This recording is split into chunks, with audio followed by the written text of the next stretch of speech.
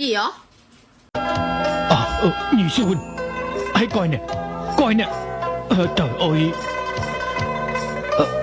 Bây giờ tính sao đây?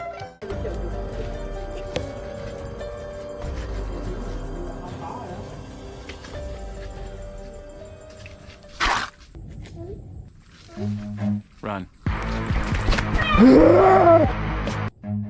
Run.